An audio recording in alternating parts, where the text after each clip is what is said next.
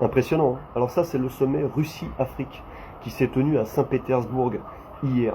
Le président russe a réussi à réunir 49 des 55 présidents africains. Ouais. Les 6 absents sont ceux qui ont choisi le camp de la décadence. Bon, alors s'il fallait retenir quelque chose de ce sommet, c'est pour commencer l'introduction du président du Burkina Faso, Ibrahim Traoré, qui a commencé comme ça. Et on sent de suite la température.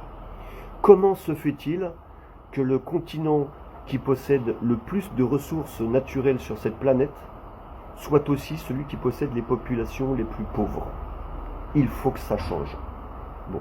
Résultat des courses, à la fin du sommet, Vladimir Poutine a pris la décision d'offrir une enveloppe de 20 milliards de dollars aux pays les plus pauvres d'Afrique. Et c'est pas fini. Alors, pour un pays qu'on était censé mettre à genoux, c'est plutôt généreux. Quand je dis c'est pas fini, en fait, vous savez que la Russie vient de mettre un terme au contrat céréalier qui les liait à l'Europe et à l'Occident. Et ce qui fait que il va y avoir un trop-plein de céréales côté russe.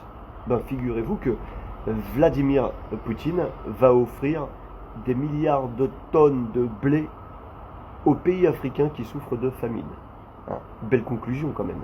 Alors, vous devez savoir également que pendant qu'avait lieu ce sommet, au Niger, dont le président a choisi le camp de la décadence, le Niger subissait un coup d'État de la part de sa population qui s'est soulevée parce qu'elle a choisi son camp.